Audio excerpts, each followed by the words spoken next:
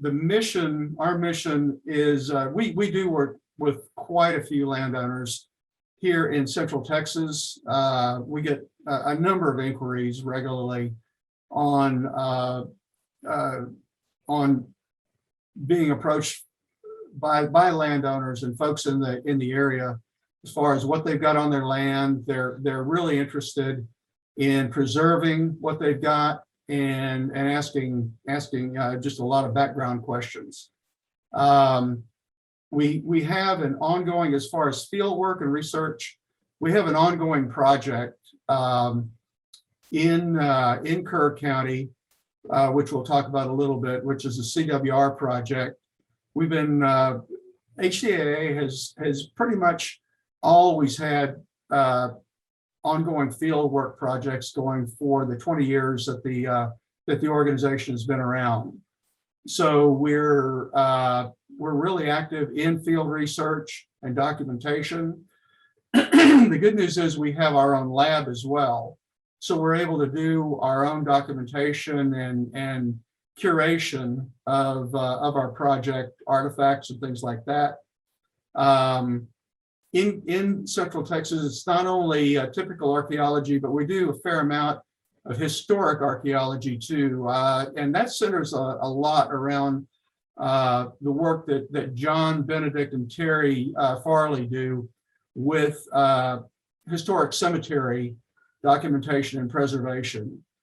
So the organization covers the whole gamut of Central Texas archaeology. And to kind of complete the loop, we do publish our own our biannual journal, which is Ancient Echoes, and I'll talk a little bit about that. But that kind of gives you an idea of what the organization does, who we are, and what we try to contribute to Texas archaeology. As far as announcements, what we were talking about earlier is the Texas Archaeological Society will have the annual meeting in October. It'll be an online meeting. Some of the information is already on their website, but four of us from HCAA will present a symposium on our work at CWR, and I believe we are scheduled for the Friday afternoon session.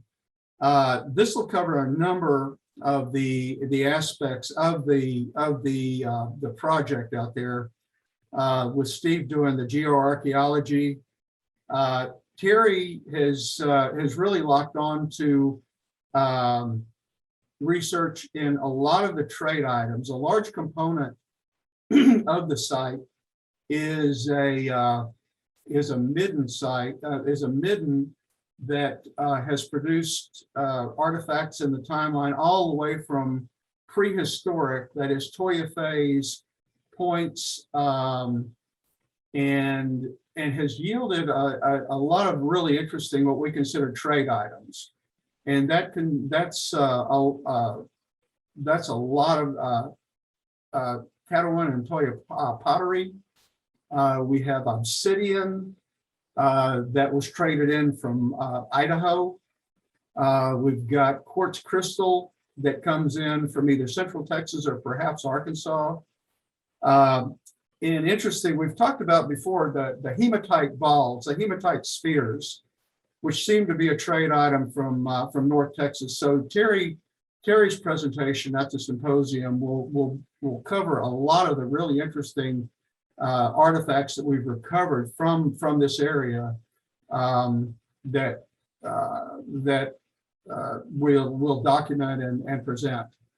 The other feature, literal features that we found in the Paleo-Indian component of CRW are hearth structures that are well into the Paleo-Indian, the St. Mary's Hall period. And what we have learned is the hearth features, especially well-organized, well-documented hearth features in the Paleo-Indian period, are relatively rare in Texas archaeology. So we felt like one of the important parts of what we're documenting in the project is these hearts, how they're put together, what period of time they cover, and we feel like it's probably important that these hearth features are so old, and so that'll be Francois' presentation, and then what we've learned is the main component of the Paleo-Indian deposits are St. Mary's Hall lithics. And so I'll be doing kind of an overview of the St. Mary's Hall lithics, putting them into context, and that'll be my part of the presentation. And I thought TAS has a really interesting graphic on theirs. It's a nice excuse to get some of your folks together. Everybody will be online, perhaps with a couple of beverages. That'll be great.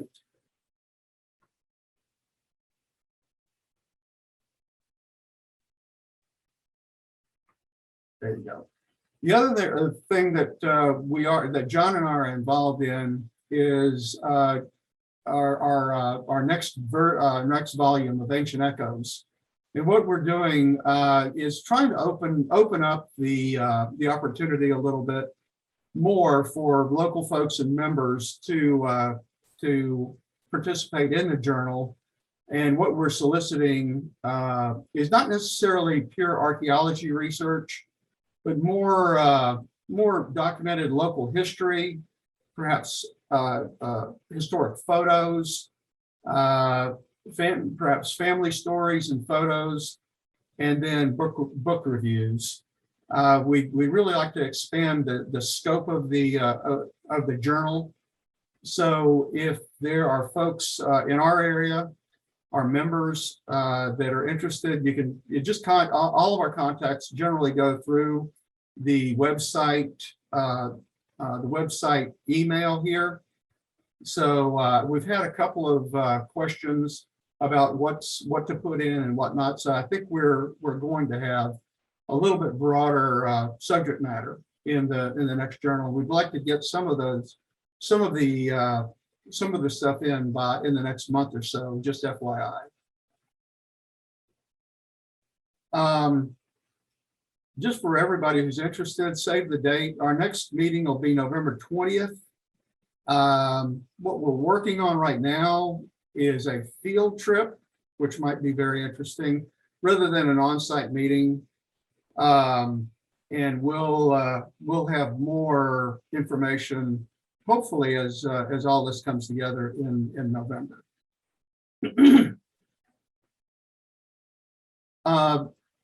One of the things that has happened over the summer is our field work at CWR has been cut back quite a bit, just because of the COVID, the COVID problems.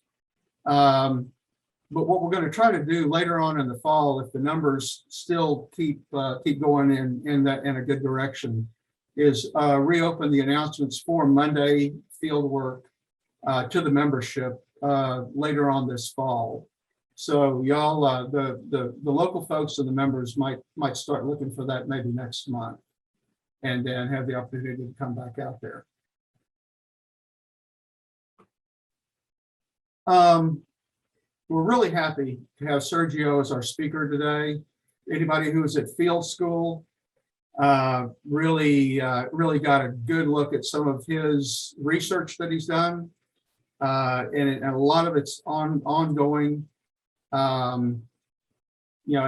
He's hopefully about to any day now, maybe have his PhD from Exeter in the UK. His ongoing research is with the Gault School and Tarl, which are obviously the more important professional and academic research institutions in the state. I've learned a lot of flint knapping tips from him. This is a photo we shot at field school, and the base tang knife that he turned out was really, really good. Besides that, this is something to put on your list as well. This volume, the Calf Creek Horizon, is coming out, I believe, in December from A&M Press. I saw it on Amazon as well. I know Sergio has a chapter in here, and I believe this will be the really the first dedicated volume to the Calf Creek Horizon, both in Oklahoma and Texas. So y'all might be looking out for that. I'm really looking forward to it. And then the other thing is, the last thing is that we have what we learned there at field school from Sergio's presentation, and he does incredible levels of technical illustrations. So we have engaged him to do some of the illustrations on our St. Mary's Hall stuff, and you'll see a lot more about this a little bit later on, and then it'll be a part of our TAS presentations and then publication as well. So let me get out of here. Sergio, if you want to go ahead and get started, that'd be great. Thanks for coming.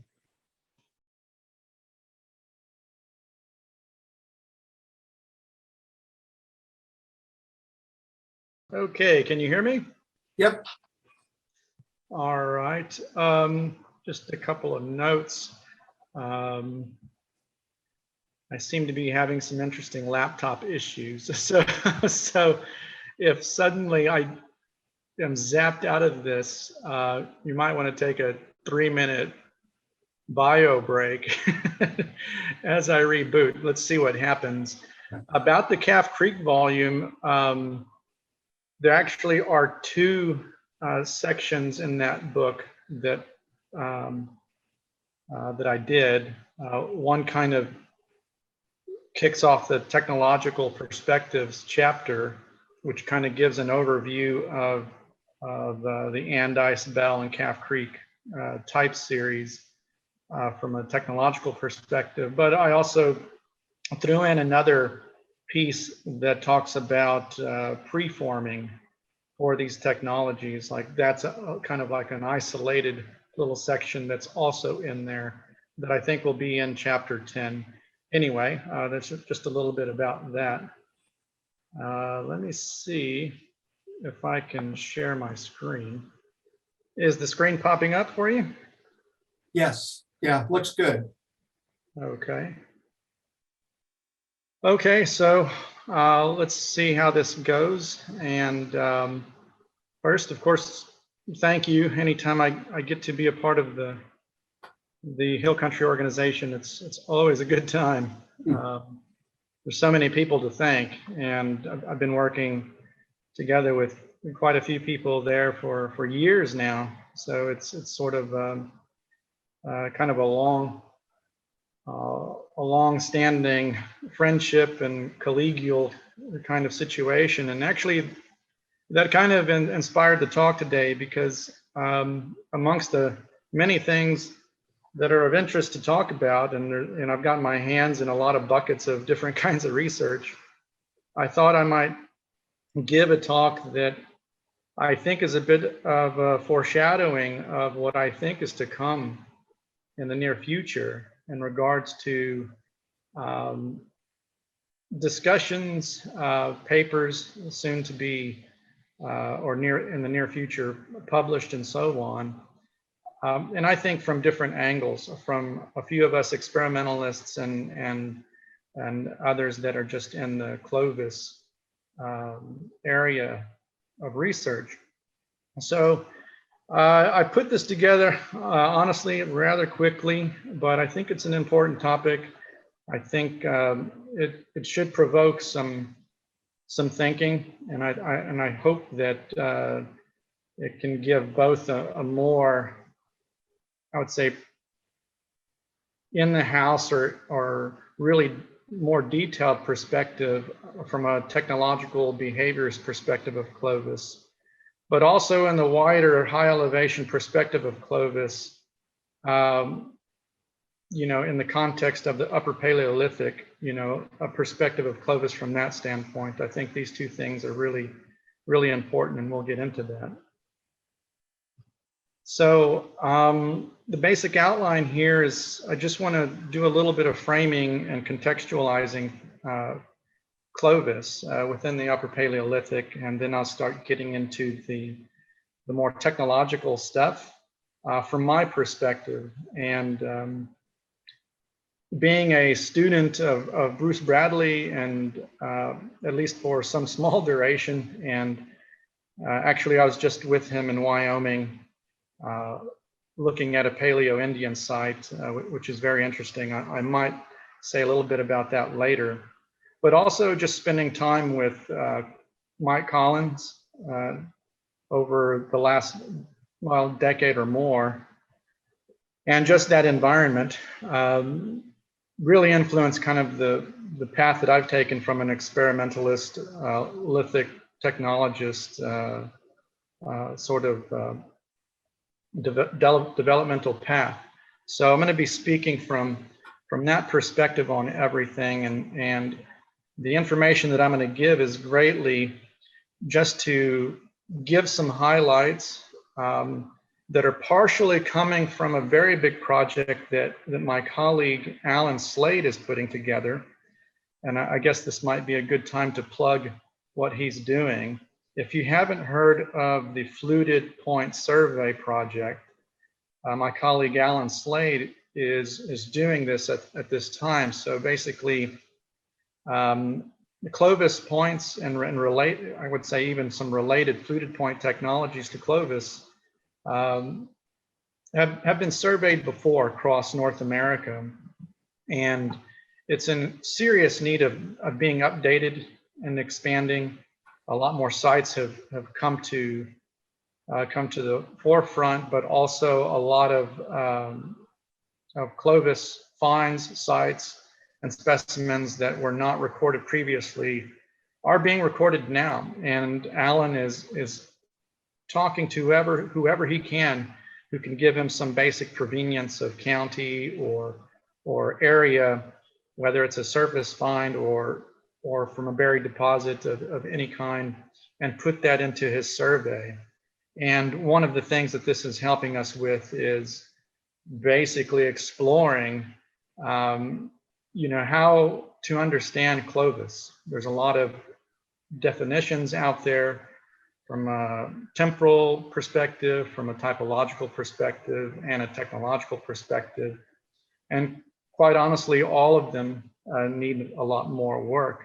But the larger sample of Clovis points and related technologies we have, the better we can refine our understanding and start to really group them into these behavioral, technological, I could say, patterns, and start classifying them in a better way. So at the end, I'll share Alan's email if anybody wants to submit some Clovis data that they might have in private collections or elsewhere that can go into the survey, and Alan would get back to you with the forms and so on. And just to close that up, at this point we have gotten so much data in the last 3 months. We're probably going to double. We may have already surpassed that doubling of known Clovis points with provenience in that time for North America. So the project is really picking up steam, and anybody who has anything that can contribute to that is great. So I just wanted to mention that. So again, just to bracket everything, I always kind of like to contextualize things, and I hope my slides are readable. I was a little quick, so I think some of the fonts are a little small. In any case, here in this graphic that I have that is basically about the archaeological periods, obviously we're talking about the Paleo-Indian or basically the upper Paleolithic of the Americas here. And in recent years, we've certainly had to expand the time depth of that.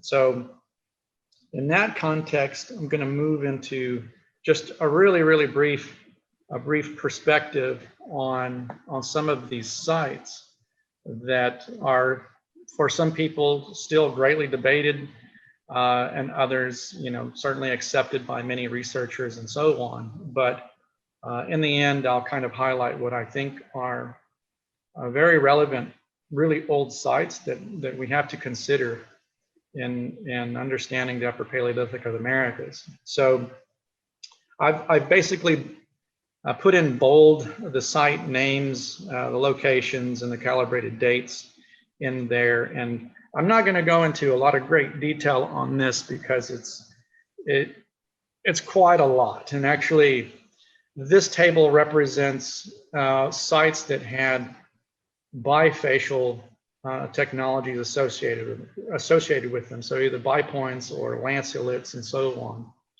And just a cursory review here, you can see that we're really talking, between, we're looking at about 30,000 years ago to, and down to the bottom, you can see the Gault site mentioned there, which is more precisely, we have our oldest assemblage dated between 20 and 16,000 years ago. And anybody who's followed like some of the literature and some of the research in the Northeast coast, there are definitely some sites to pay attention to: Sinmar, Parsons Island, and so on. And I think a lot of people have known about Cactus Hill for quite a while. But I think one of the really interesting ones that's come up lately is this high elevation cave site in Mexico, which is there sort of like middle of the screen.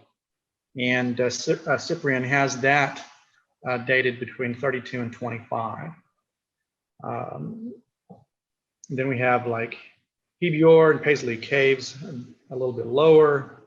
We have some Great Lakes sites just near Clovis, or possibly just a little bit older, and then of course Gault again there. So the main point is that now when we look at Clovis, we definitely have to understand the technology, and just from a perspective, people were already here. We had hunter-gatherers dispersed, throughout, not in great numbers, but they were throughout North America and beyond. And so we have to consider Clovis in this context, and we'll say a bit more about that later. And I just pulled a quote there from Collins in his Paleo-Indian Odyssey paper, continuing the debate. To debate the issue as a process beginning 13,005 is no longer relevant, and I think that's totally the case. It's really more about the details and doing our work to find good sites and get really good dating for Clovis and older. Let's see here. So really the main question that kind of causes a constellation of different kinds of research is really how Clovis appeared. What were the causes, or what were the mechanisms that brought this about, and then how it moved across the landscape, and how this may or may not relate to technological drift, or just the natural things that occur when a technology or a package of information that is imported by social groups changes or does not change, and so on. So a part of that's going to be part of the discussion today. And just a little bit about Clovis dating in general. One can look at a lot of papers on Clovis dating, but I think probably the easiest way to understand what's going on and how Clovis is bracketed is that you have some researchers that look at it from a more tight duration, a short duration, or a longer duration. And part of that relates to what one is qualifying, the type of sites. In the Waters, Stafford, Carlson paper, they basically only considered sites with points. If they didn't have points, it wasn't considered, and then they would use radiocarbon dating alone. I find that a little too tight for just practical reasons. We know quite a lot now about technological behaviors of Clovis, and at the Gault site and other sites, we have a lot more than just points that we can say are diagnostic and clear traits of the Clovis flint knappers, whether it's, I would say, even from my perspective, whether it's more utilitarian craft or more specialized technologies such as the blade core material and the bifacial lanceolate material. So when we look at, I would say, the more longer duration, it's kind of clear that and Miller, Holliday, and Bright, they put together a pretty good graphic to display this. You definitely see a clustering and a trend.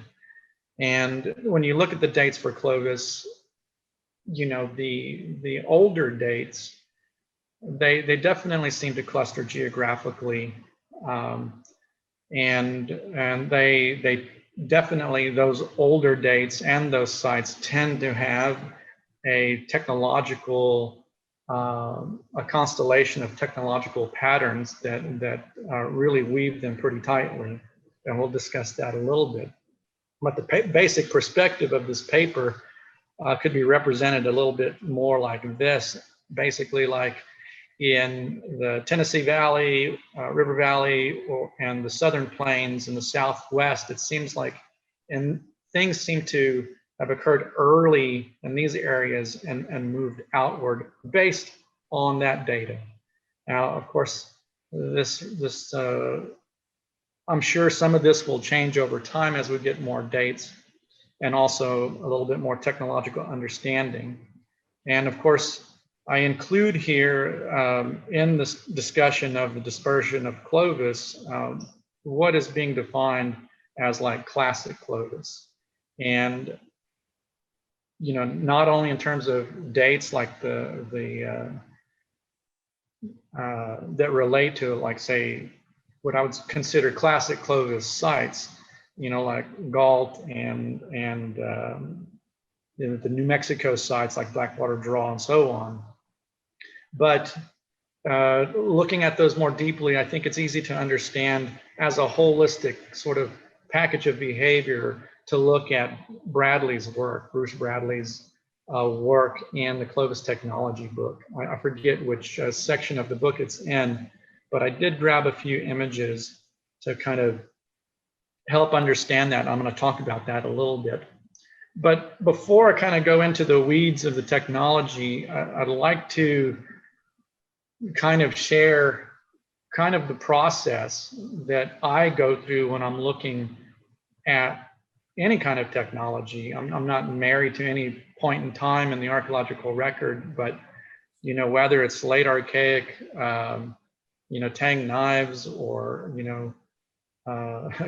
Kerrville knives, or if it's paleo material, St. Mary's Hall or Dalton, Golandrina, or anything, I go through a system in my mind from an observational analysis perspective, and then an experimental hands-on set of exercises to kind of get at an understanding of what I think is going on, basically to get at the behaviors that cause the morphology that one is looking at.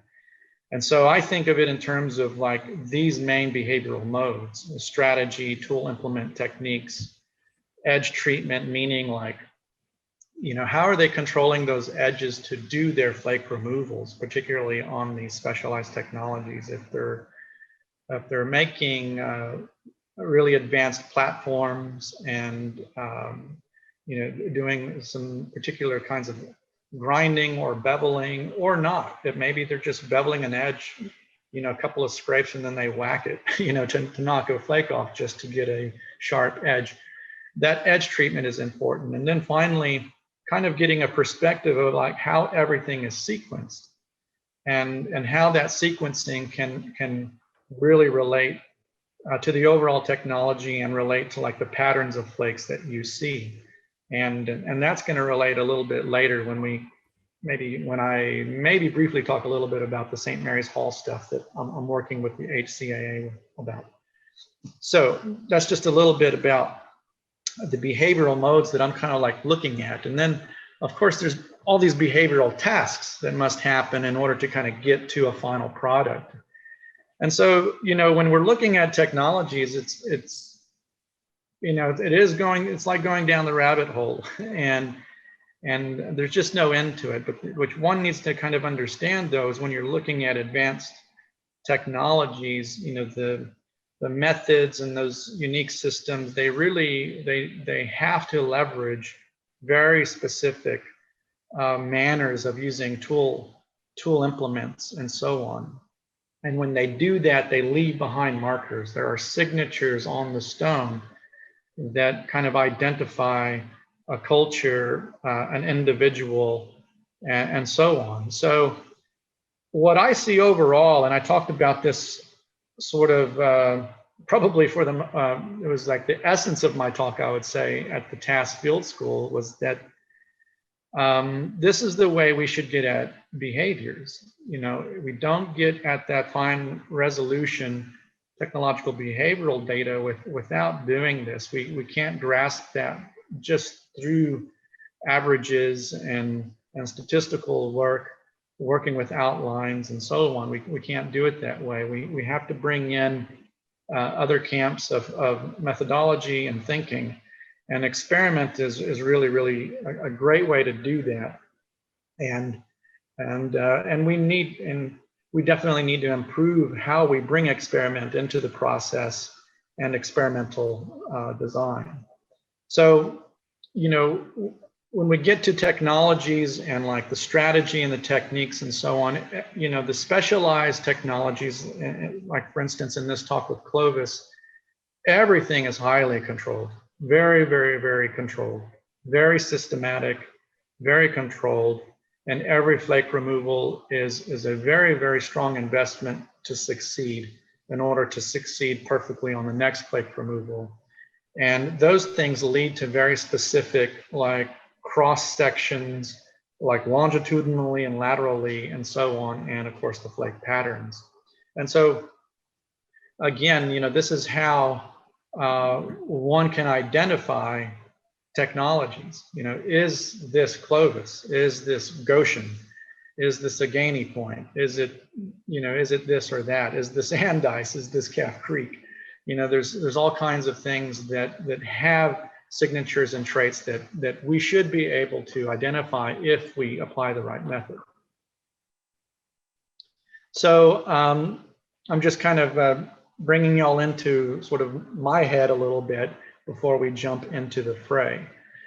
So here's a little bit of imagery taken from Bradley's discussion on classic Clovis, and he starts with the early stage of reducing the stone. And really what you see are these really massive blanks that have really bold, you could say, really bold, really aggressive, well-controlled flake removals. And it's just, I love Clovis and its cleanliness, I would say. It's a very beautiful technology and how efficiently it works in every way. So you reduce mass quickly. There's not a whole lot of fiddling. You don't see, even here in these blanks, you don't see 1,000 flake scars.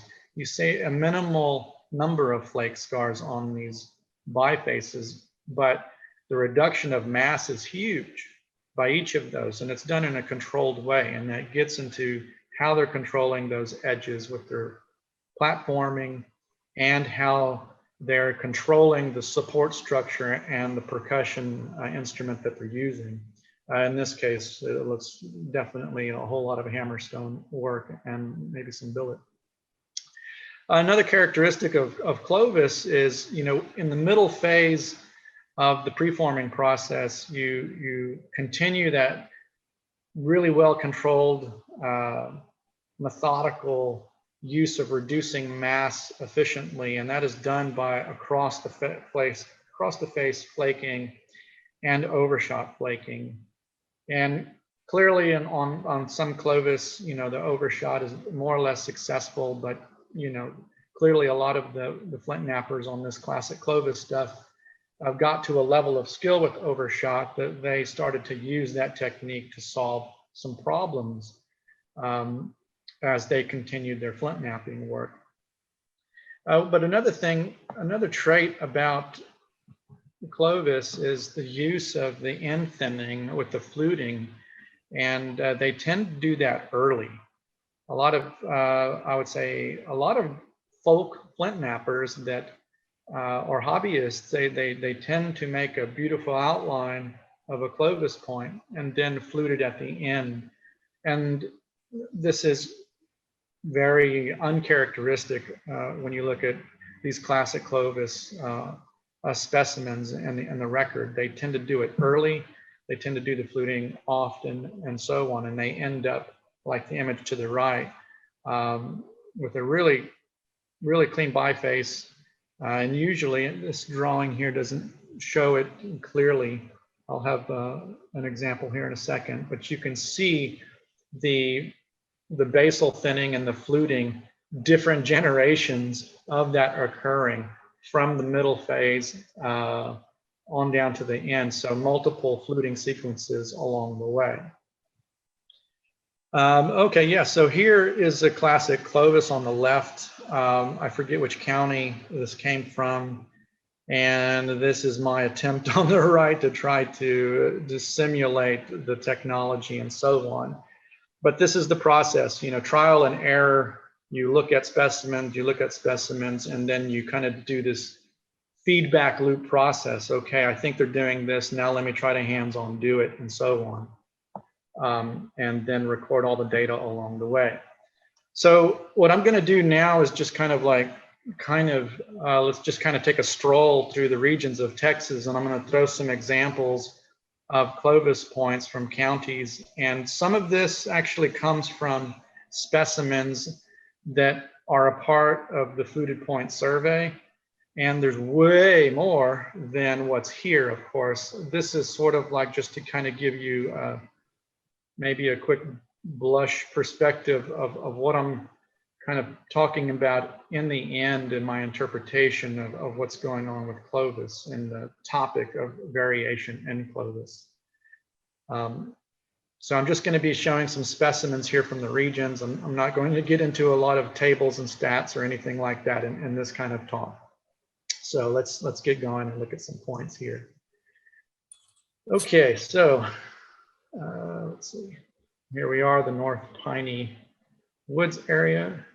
And by the way, are my images and slides moving along fine? Yeah. Everything doing, okay? doing fine. Okay. All right. So when we look at specimens like this, I mean, there's definitely some trends that I would say pop out. I've even highlighted in with some lines some of those things, but one of the main things is that multiple generation of fluting. Some very, very deep fluting. It happens more than once.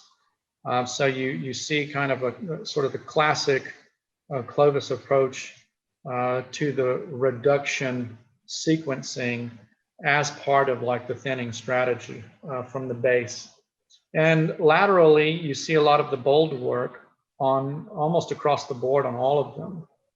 However, you do see some specimens where you see an introduction of some leverage pressure, pressure and leverage pressure work, pressure flaking work to shape and do some thinning, even on some somewhat large bifaces. So, when I'm handed specimens like this, I can't help but think, oh, that's interesting. You have these expanding blades, you have some traditional, I would say, or typical Clovis traits of thinning But you also have a few things that are not often talked about in some of these large Clovis specimens, like the leverage pressure work and pressure work. It's talked about, and definitely if one looks at the literature, you hear Bradley and others mention that. But you also see some morphological differences here. They're greatly expanding blade ends and so on. That's pretty interesting, and we'll talk a little bit more about that. And the one on the far left on top, if that blade expanded even wider, it's getting close to almost a fishtail kind of point. So, you know, when I'm handed specimens like that, I go through that process. Okay, how would I go about producing these experimentally?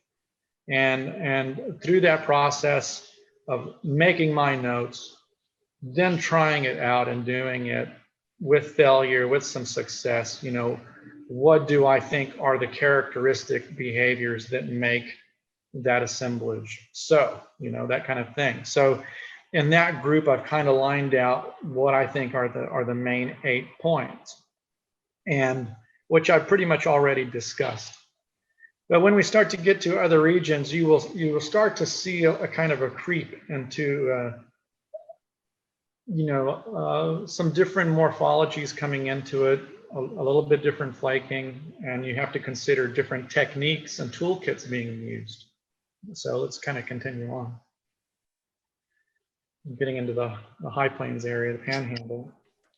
Sergio, if you use your mouse to point things out, we can see it very clearly. Oh yeah, okay. Let me see here. Is my mouse working? Yes, sir. Okay. All right. Well, one thing that I've highlighted here with some lateral yellow lines is, I mean, you see a more conservative approach to the basal thinning. That kind of comes out really obvious out of these specimens and so on. You don't have the bold blade expansion either. So let me continue on. I don't want to spend too much time on this because this could easily turn into like 3 hours. So basically, you know, fluting is not done early, or you don't have that generational fluting as a common trait in some of these specimens as you get further up north. And so you start to see some changes both in morphology and some of the technological behaviors involved in the morphology. So let's kind of continue on a little bit. And of course, if there's any questions or anything along the way, I don't mind discussion or anything like that. I'll try to keep it short, but I don't mind that at all. Now we're going to move down a little south a little bit, including the South Texas brush country, my home territory where I grew up. And you know, there are some interesting things here. You have, I mean, this kind of fluting, this really deep fluting. I mean, that's beyond halfway the length of the point, and how it's releasing and how clean that's coming off. This gives me suspicion of some new techniques being used. You have a pretty deep fluting here. You got more leverage pressure work here and so on. Very deep fluting on this one also. Let's see what this one is here on the, okay, South Central Texas. You get a lot of leverage pressure work and probably some refurb and a little bit of thinning and shaping, multi-generational fluting and so on. Let me move my, okay. This one is not too clear, but it looks like might have maybe 1, maybe 2 fluting events on that also. Let's kind of keep going there. Coastal plains, very typical, massive lateral thinning flakes, very likely scars from across the face and overshot work. And that's on both of these here. completely different.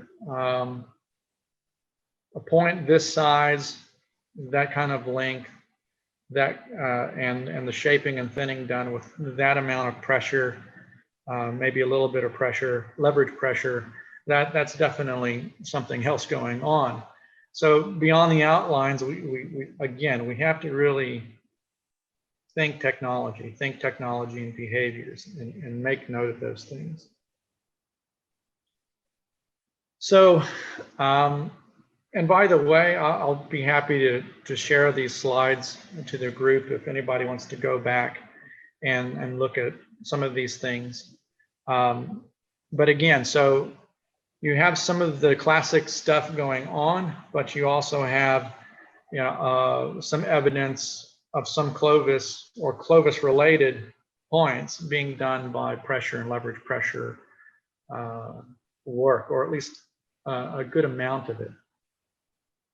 So, you know, one thing that kind of practically comes up is somebody hands you such a piece and you see all that pressure work, leverage pressure work, and it's got a flute on it.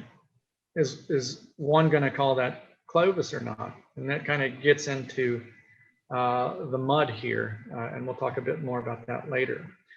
But, you know, just in Texas alone, you know, we can kind of, I can start to kind of see some patterns, not just in the images I've shown you here, but what's coming in through the survey, the fluted point survey, and what I'm seeing in collections also around the state that do provide some provenience, like county and so on. I think there's definitely some patterns, and here I mentioned two primary ones. You know, where the cross sections are lenticular or biconvex. You have a dominant use, I would say, of hammerstone work, a lot of hammerstone work and some billet. But you have, I think, in some cases, with some of the deep fluting, some sort of anvil work or the introduction of some indirect percussion, also in leverage pressure and pressure flaking. So let's kind of continue on a little more. So, you know, oftentimes the most common question I get is, how are they fluting? And the simple answer to that, and I just kind of like mentioned it, is that I don't think it's happening obviously in one kind of way. But one day out at the Gault site, at the end of a tour, some of the people there were wanting a little flint knapping and wanting a little demonstration. And somebody asked that question, well, how did they flute? And you'll have to pardon our illustrious executive director's voice in the background, Clark, but I'll go ahead and demonstrate one way that this can be accomplished. And you can actually see here a little nipples already made on the biface on that isolated platform.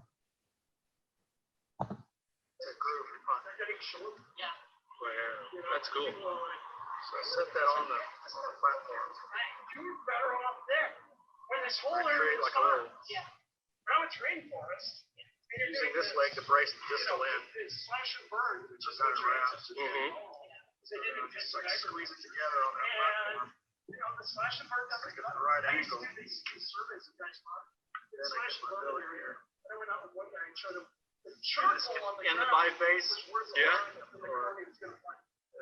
Because the platform's so low, I think it might be a short blade. $25 for the call for 100 weight bag. This is really just for practice. If you sell the charcoal and buy corn. Well, we're having an experiment, right? Yeah, kind of and we got a big sustainable agriculture program. One by one, we get here.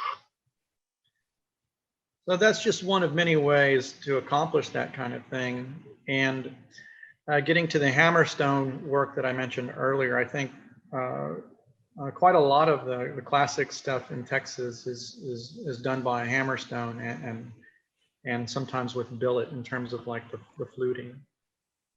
Sergio, can I make a quick comment? Absolutely. This is Dub. Mike once told me about a preference for smaller size hammerstones in Clovis Technology. Can you comment on that, please?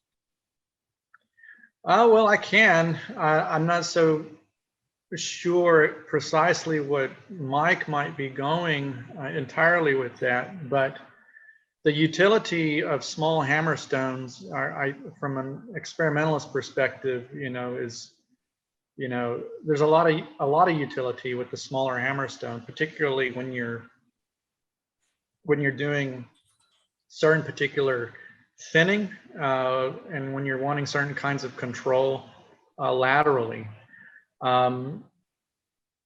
Yeah, I'm not so sure where Mike was going with that, but when you're also working with some slightly concave bases that you do see in Clovis, you're going to have, in some of these cases, you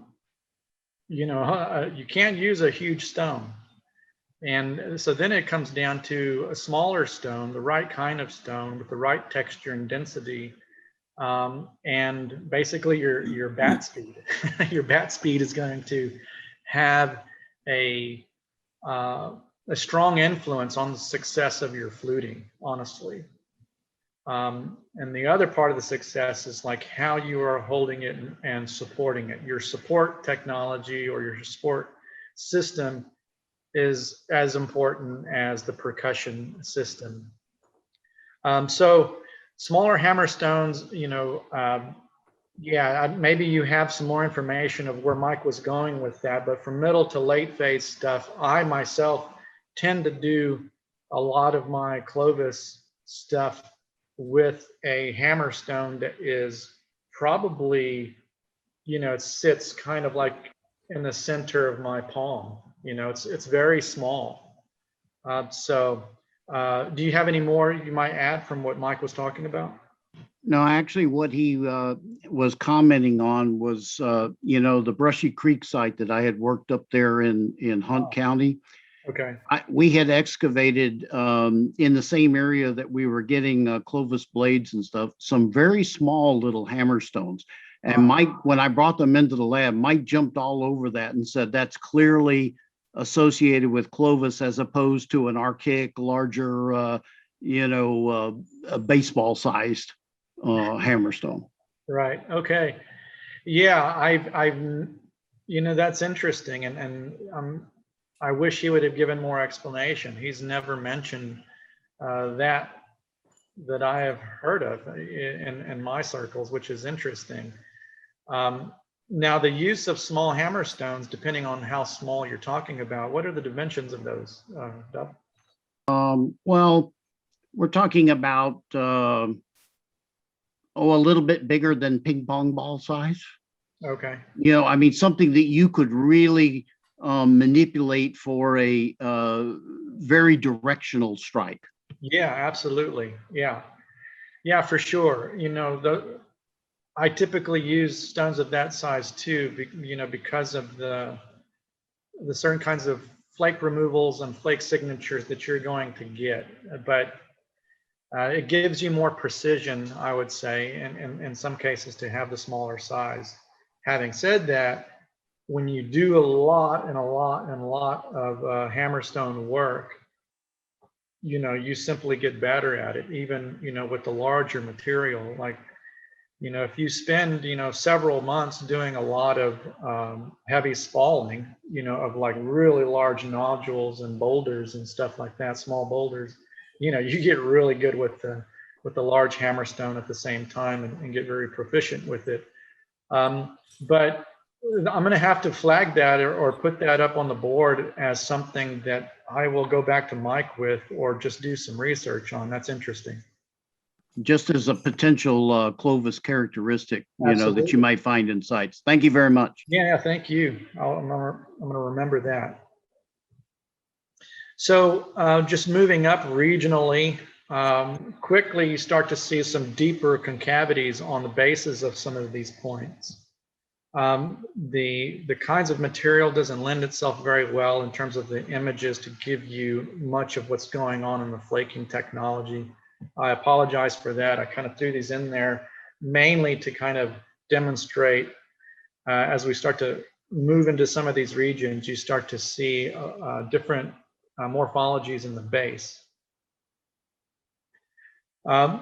In these points, you definitely see a lot more activity when it comes to the pressure and leverage pressure, and you can start to see how they're kind of meeting in the middle. It's almost like comedial flaking, a little bit oblique, lateral at the same time, but definitely a great deal of pressure, leverage pressure. It's even possible in some instances you might have some indirect, but probably a lot of leverage pressure.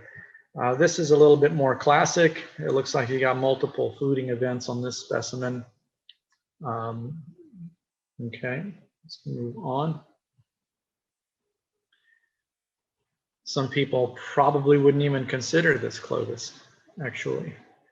But deep concavity, this one here is sort of typical. Well, you've got a massive distal impact scar on that one. That's interesting. But again, we have some not deep, but pretty strong concavity there. This is unusual, very unusual. It's very long triangular kind of form, deeply fluted. Probably you can see some previous thinning going on prior to this massive one, and this was either less successful or the flint napper was just simply wanting to avoid some risk and did that more conservatively. The lateral work, it's very atypical, not very characteristic of Clovis, but interesting, very interesting, and a behavior we have to make note of. Really deep concavity. We have multiple generations of basal thinning, fluting going on there, and some cleanup, refurbishing going on with pressure, leverage pressure. Some Arizona, more typical, very similar to one of the previous ones, really similar. Okay, I think you're getting the idea. You can see some of the refurb work from the pressure, leverage pressure. You get some really deep scarring here from some oblique thinning, it looks like. That's okay. So yeah, the two main points being here in the high plains, basal thinning, fluting is overall less aggressive and seems to be more use of billet and possibly some punch fluting techniques based on the flake scarring that I see. And the fluting sequences are much fewer, definitely more conservative in some instances, but on some of them, we just saw that you had like 2 events of the fluting that were probably like middle, late, or late phase fluting and thinning work. There's some from New Mexico.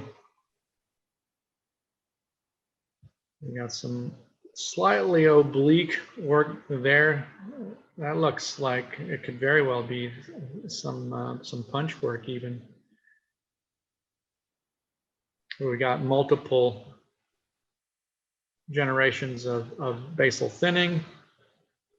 Okay, some more of the typical stuff. This one is really unusual. Look at the serrations on the margins. That's an interesting behavior, very atypical.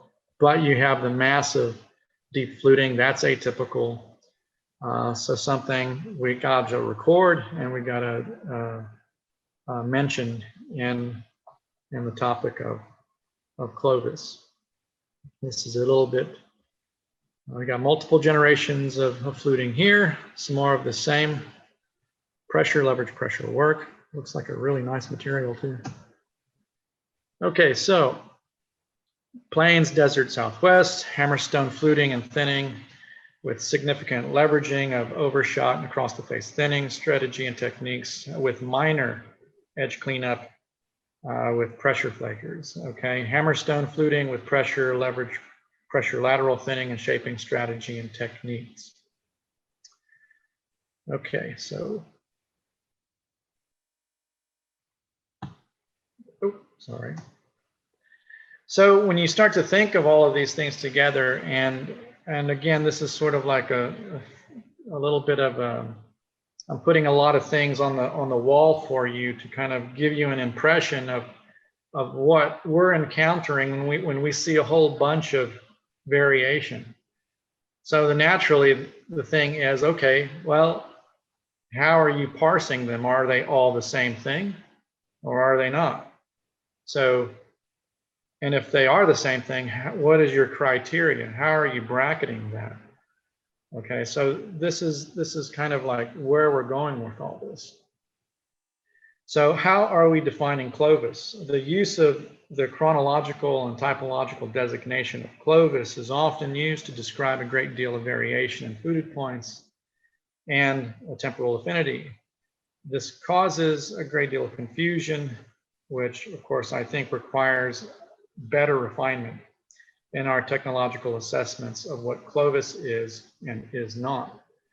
So when I kind of look at this whole thing, and I'm definitely not a Clovis expert, I'm just an experimentalist that kind of peers into all of these technologies. So when I look at Clovis and I look at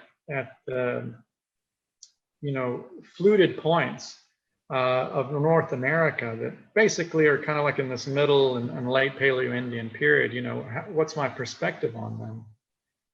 Well, the basic perspective is that, our definitions of Clovis, we need to do a better job. And the only way to do a better job of defining Clovis is to bring, more behavioral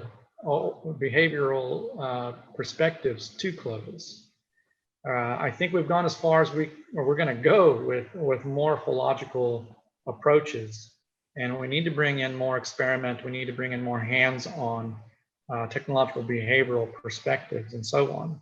So I kind of look at all of these fluted points of the middle and late Paleo-Indian period as kind of a horizon where this kind of strategy technique system is going on. Now, they're not all related technologically. I don't think, for instance, myself personally, I don't think, for instance, that Clovis and Folsom are directly related. They both share fluting, right? But I don't think they're related technologically. I don't think there's like a linkage there. They're wholly different things, not only probably temporally, but technologically, behaviorally.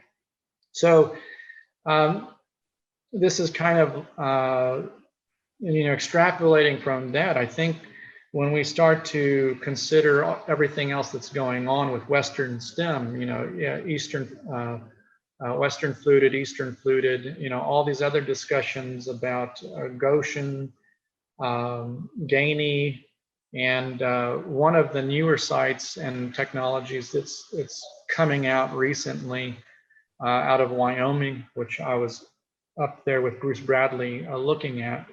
You see things that have hints or seeming tendrils in Clovis, but either it's a technological drift occurring, or maybe somebody's trying to copy Clovis, but it's not Clovis, but maybe related. So anyway, Clovis as a classification of a universal and singular technological tradition across North America just doesn't seem to match the visible record. Clovis appears to be a technological tradition or system that's spread across already present populations, which we already bracketed all those older sites. So I think it's healthy to see Clovis as probably originating, looking at the dating, maybe a Southern Plains or, Southern Plains, Southwest, Tennessee River Valley phenomenon that moved outward, but across already present people that already had their own traditions and manners of working stone and so on. So even when you adopt something as really meaningful and you're being very stringent and careful of following that system and format and trying to get to the same design, you're going to probably end up with some differences over time, use of techniques and so on. So those things might help explain the variations on the Clovis sort of technological theme. So I'm going to go through these last 5 points, and we're going to start to get towards the end here, or this is pretty much near the end. I'm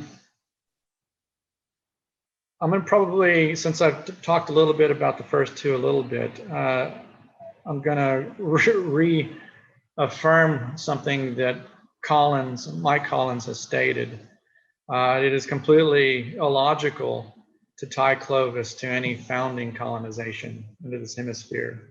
That's for sure. And even if it were, it would be weird to consider it as a first generation thing that just happened so fast across the landscape. That just makes no sense to me. And the next, both the highly selective quarrying behaviors of Clovis, the sophistication in their strategies and technique systems, to me indicate that the variability in Clovis is not really like sort of an ecological pressure so much, but it's more due to the already present sort of patterns of behavior that already existing hunter-gatherers had in the way they were working stone previously. So it's not just a oh, well, they kind of have a different region, different stone, and it's more or less difficult or easier to work with, and that's just the primary cause for variation. I don't think that's the primary cause.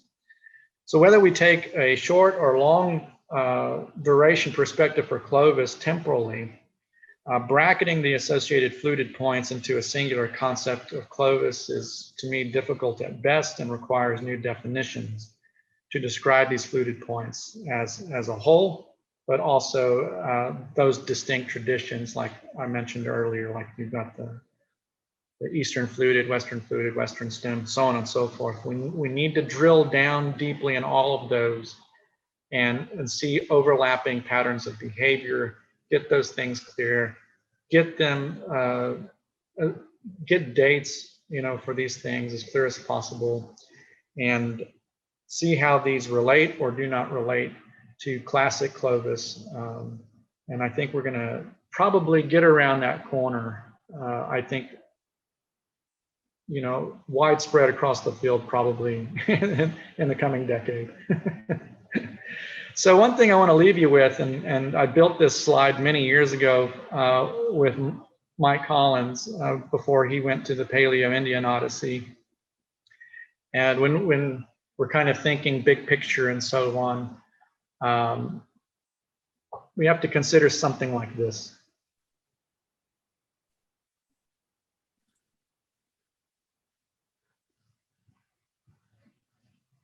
And I hope the slide is clear, actually.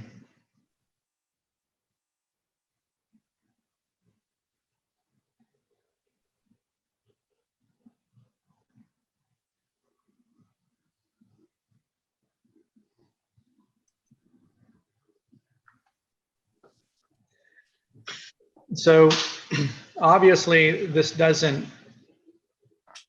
put in all these sites of greater antiquity and so on. But in terms of thinking, we have to think of traditions and how things move across the landscape, how they might change across the landscape.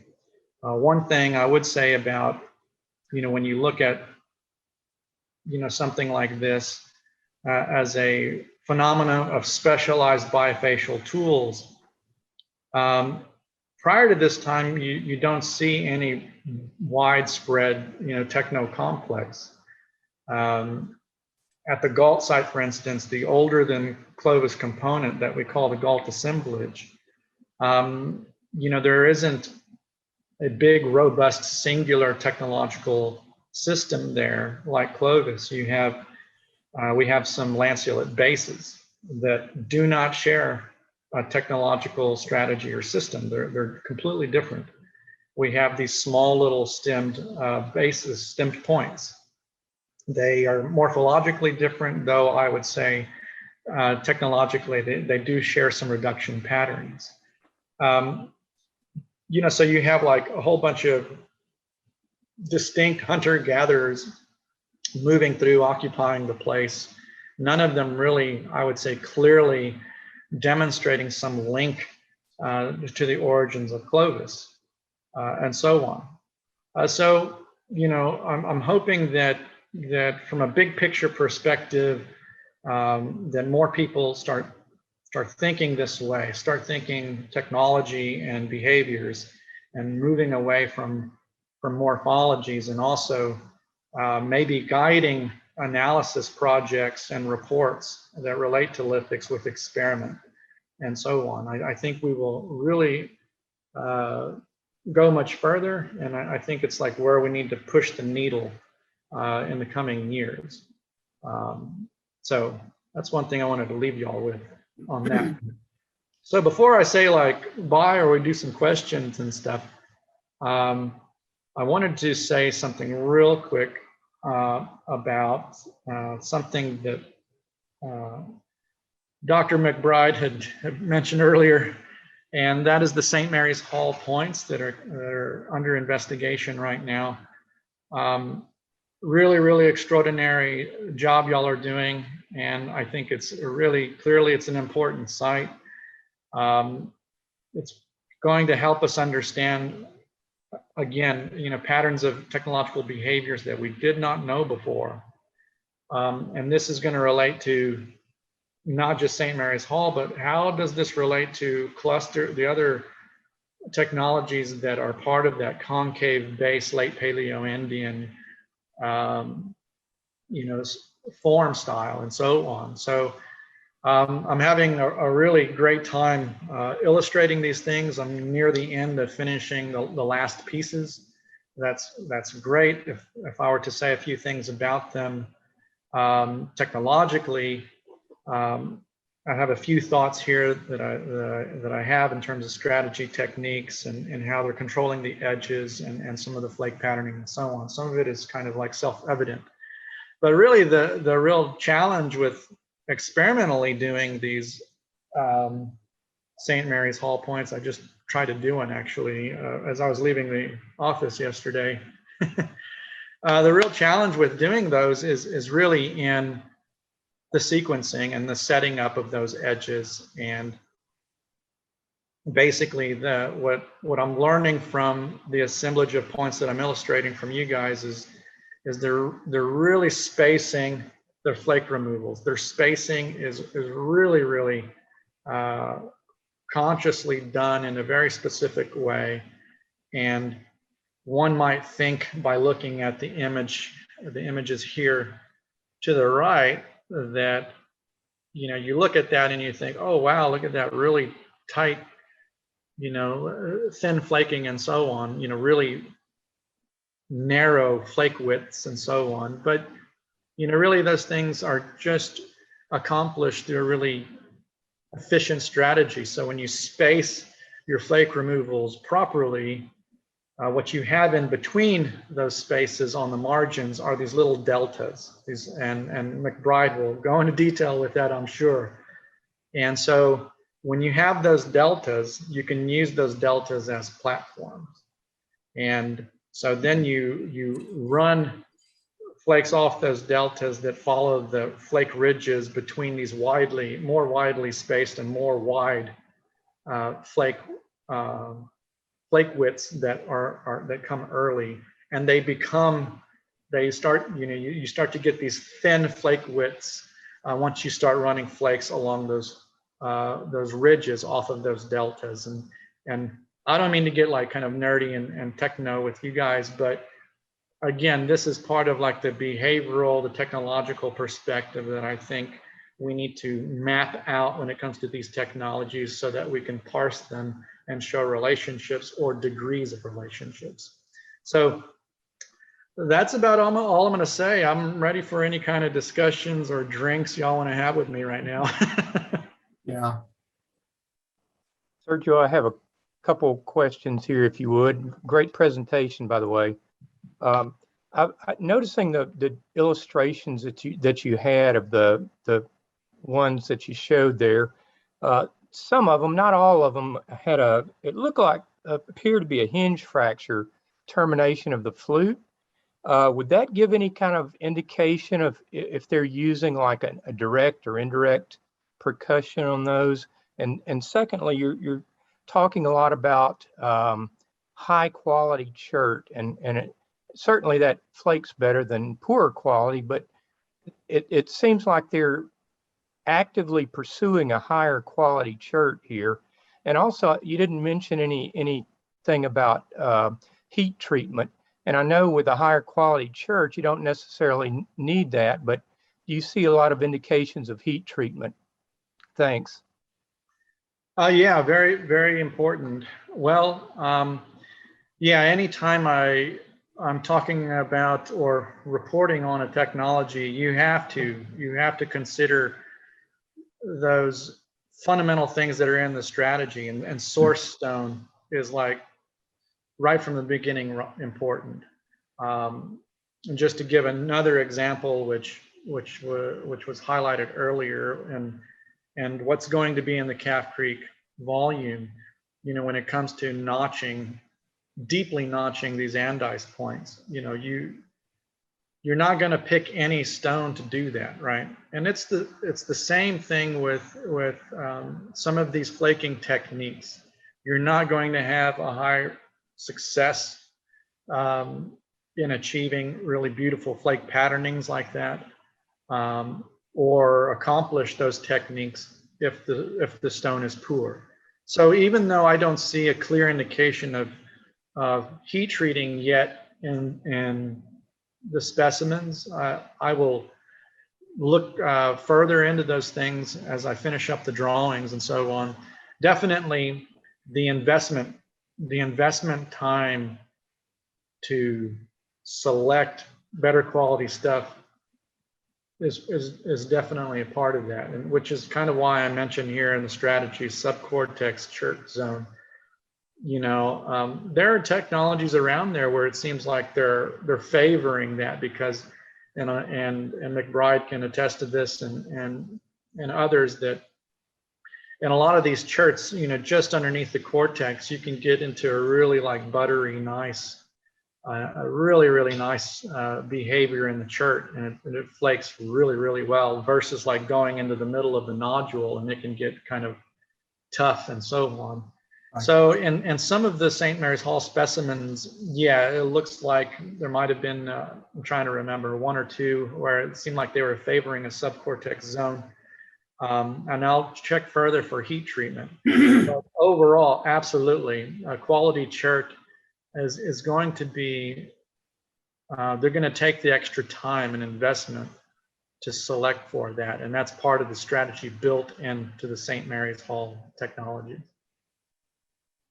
And I'll add that throughout, you know, we've got a multi-component site there, all the way from these late Paleo-Indian St. Mary's Hall and Angostura, you know, all the way through early, middle, and late Archaic, and all the way into Toya and late Prehistoric.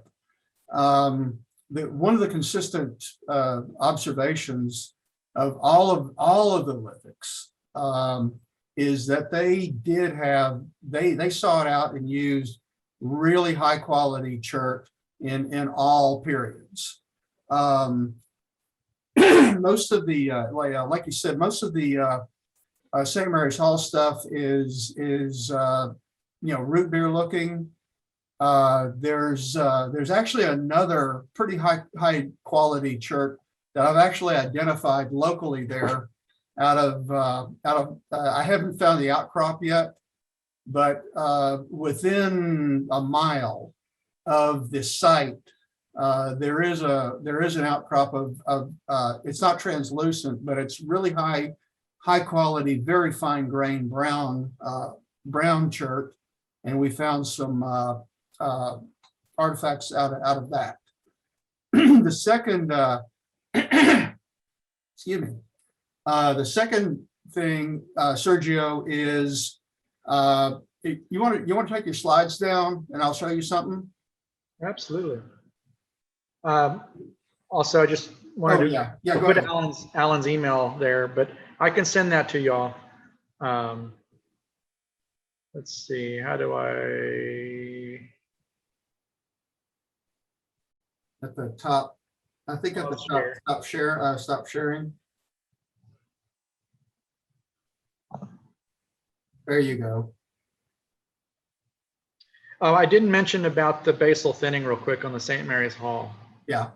I think that was the first part of that last question. And so, so the way that some of those were fracturing on the terminus of those flakes. So far, again, I'm really early in the experimental process, but what yesterday's work seemed to tell me is that I can, and especially since St. Mary's Hall is a very thin, it's a very narrow, and it's a small, it's a kind of a small point, small lanceolate. It favors more towards a leverage pressure work on the basal thinning than I think direct. Now, having said that, I am going to be doing some indirect work on doing some basal thinning, but right now I'm seeing some success with just leverage pressure to do that work and getting some similar scarring and stuff. But some of that relates to the stone itself and some other things. But right now, I only have a partial answer to that at this point. Yeah, one of the I don't know whether you can, I don't know, can you see that? Yeah, good job. That's my latest try at it. Yeah. But what, like you said, what I found is those flakes are not in succession. Like you said, you're taking a flake, you're moving down a little bit and taking another larger flake, and then coming back and preparing the delta. Yeah. That's what happened here. Yeah. That's what after, there's just not a way, for me, there was not a way to get a really small tool in there to do it in succession, in sequence. Yeah. So it's more, you're moving down and then coming back and taking that next sequence of flakes on those deltas and leaving those really skinny scars like that. Yeah. So, I've not done a great deal of it, but I think that might be getting close. Yeah, absolutely. It looks like it. And what were you using as the pressure tool? I was using copper. Yeah, no, well, I figured that, but what was the morphology of the tip you had on that? It was not real sharp. It was well rounded. Just a copper nail. Yeah. So one thing that I found, and that from a laboratory standpoint, I'm only going to be using like tines and sort of natural tools and stuff. Right. I definitely was having a lot of failures early on because I had to change the morphology of my tine tips. Because they were too sharp? Because they were too round. Yeah, okay. So once I started to wedge shape the morphology of the tip and thin it out, then I could focus the force load more appropriately and do some other things too that seemed more fitting within that context of St. Mary's Hall approach. But anyway, what I love about you presenting your work is that's how I think things should go, right? Like one experimentalist is doing it, another one's doing it, and you get groups of people experimentally doing it. They go through exactly how they went about making their product, and then you have something to say, right? Right. That's what I think the future is. A single experimentalist, can highlight some things, but to give some more empirical adequacy, you should have a single technology with multiple experimentalists, right? There's Yeah, a and number. you have a real design in mind Mhm. and do everything properly and get the data recording done properly, and then you have some adequate conclusions. Yeah, And sometimes you can get at the same product slightly different way. You can skin a cat in a different way.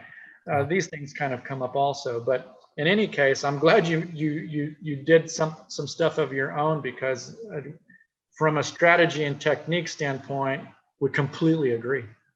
yeah, and I think with the assemblage we've got, yeah,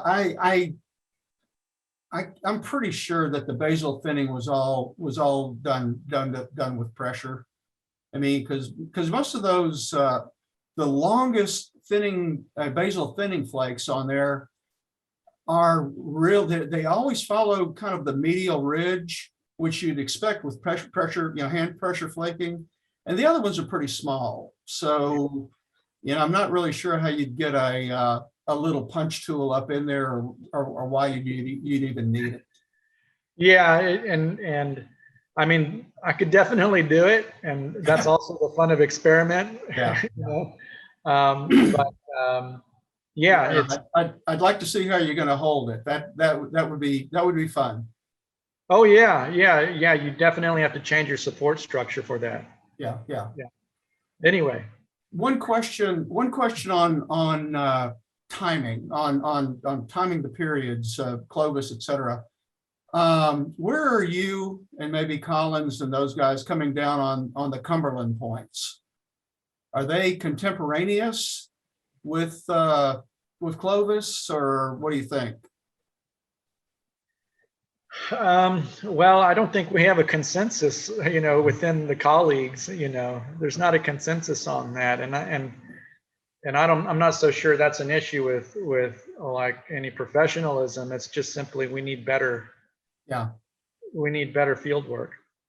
Yeah, there is at least a few colleagues out there that are really saying that Cumberland is pre-Clovis, but Yeah, for sure. Yeah, that's out there, and there's no doubt that there are contemporaries with Clovis that seem similar to Clovis. Which is older. And having said that, the dates that I'm showcasing that come from peer-reviewed material and all of that kind of stuff, it's not that the dating isn't without its outliers. Yeah, exactly. I think that's with any yeah. So when you're typing, typing stuff or whatever, there's just like a few of the things we've seen at CWR already. Your comments are spreading my vision out quite a bit on what we've got there. Yeah, I think 2022 is where you're going to see some more formalized arguments, concerning chronology, concerning technology. Yeah. Alan Slade, my colleague, who's managing and coordinating and doing the investigative work on the Fluted Point survey, he's been coming to this variation and variability in Clovis for a long time, but he's mainly been looking at morphology and the basis of these so-called Clovis technologies, and which is a morphological approach, but at least he's doing it in the bases, which have less refurb on them and that kind of thing. Yeah. But we're basically coming to similar conclusions. I'm just coming at it from a reduction, strategy, flaking reduction perspective, and he's coming at it, from a hafting area morphology perspective. Yeah. But we kind of have the same ultimate conclusion. There's a whole lot of variability there. So what do we do with it? Yeah.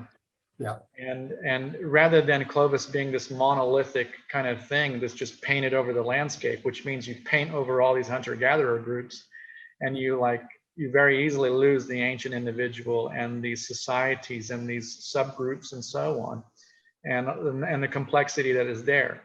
I mean, after all, archaeology is about behavior. And I sure as heck don't want to generalize unless I've done as much refinement as possible. Yeah, I fully agree. Yeah. There, any other questions? Okay, one last thing.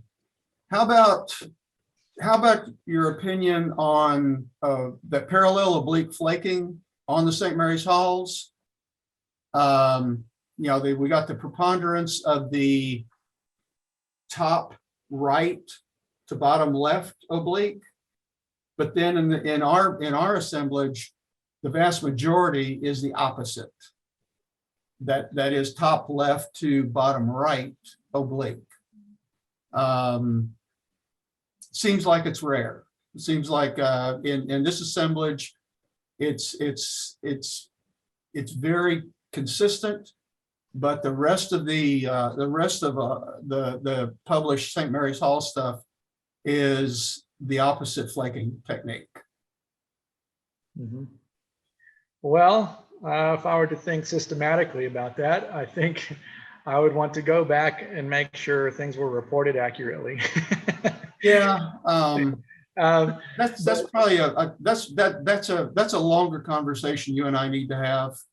Sure. But secondly, yeah, I'm making somewhat of a half joke there, but yeah, seeing the different rotation pattern, right? Because you can, as you're sequencing and you're doing like, the reduction process, you see patterns in technologies that they follow, and this one seems to have a different rotation sequence to give the patternings that it has than typical St. Mary's Hall that are reported. Yeah, my initial joke was our site has a bunch of right-handers and everybody else was left-handed. Right. So we'll see. Yeah, we'll see how that works out. Yeah. Okay. I've got one last question for Sergio. Yeah, Mike had asked you to some extent, Sergio, what you thought about the heat treating on the Clovis points that are in the vast collections across the United States. Have you examined some of those? How do you feel about the material? Has it been heat treated? Do you see much of it, a percentage? Is it more common in certain areas than others?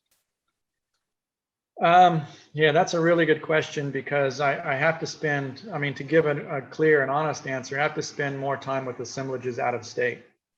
But naturally, I've spent more time with the Gault material. So being Gault biased with that super great Georgetown, chert that they're using, and also just the antiquity alone, when you have cherts that have been in the ground in or near the water table, you can get it kind of a mineralization and a sheen on those materials that can make it hard to distinguish some heat treating.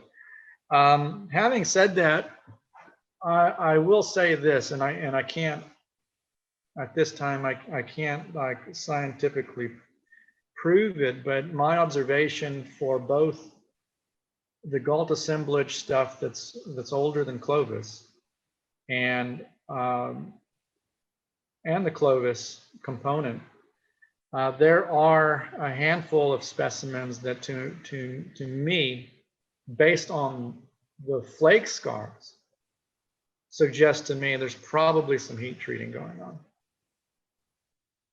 at times. Now that's kind of counter, what people tend to think, in terms of that time period or that range of time. But yeah, there's definitely a handful of artifacts where, I was scratching my head because everybody had told me it's not supposed to be any heat treating there. But the way the flakes are coming off certain pieces alone tell me, oh, that looks like there's some heat treating going on there. So I leave it open for more study, but I would venture to say that it's probable. Thank you. Okay. Anybody else? Okay.